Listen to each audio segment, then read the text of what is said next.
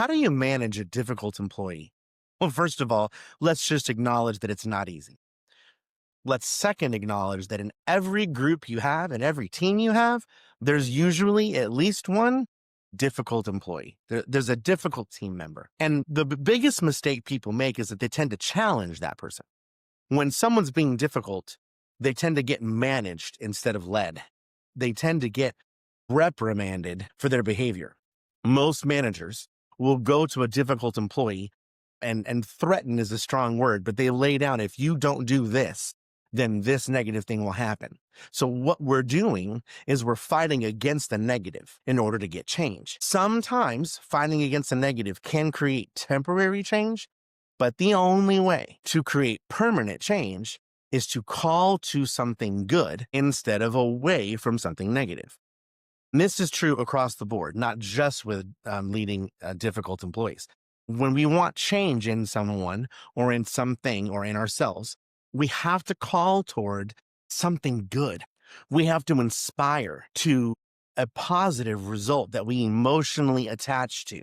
So when you have a difficult employee, the first thing you want to do is ignore the negative behavior, but you want to ask questions. You want to get to know the person. The first thing I want to know when I have a difficult employee or a difficult team member is, where is this coming from? Is it that they don't feel worthy? Is it they feel overqualified? Is they don't feel appreciated? They don't think they're seen? Maybe someone else on the team is attacking them. Maybe there's something at home. What's going on? So the first thing I want to do is show this person as their leader that I care about them. Nobody cares what you know until they know that you care. I've got to care about that person. 9 times out of 10, when someone is being difficult on a team, something's wrong. There's something wrong that's causing it that I usually need to address. I don't want to address the behavior. I want to address the cause. So first I try to find the cause of the behavior and see if we can address it. If we can solve the problem and we're done. If we don't see that there's some cause to the problem, they just aren't the greatest fit for the team, or maybe they're feeling like they need to challenge your authority. That happens a lot.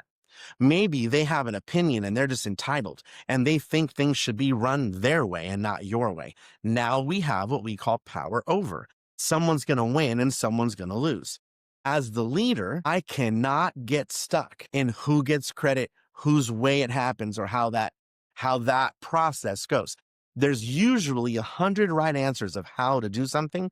The trick as a leader is we have to be able to choose a process that works for everyone to get the result that we need. So if I have a difficult employee, I need to make sure that as I talk to them, I'm focusing on calling to something good. I help acknowledge, here's where we are, here's where we're going as a team. What would it feel like for you as an individual, for me as a leader, and for us as a team to accomplish this positive thing? I'm calling towards something good, not away from something negative.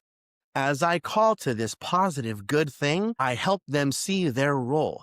I want them to know how important they are. I want them to know that I care about their opinion. I want them to know that I appreciate what they bring to the table.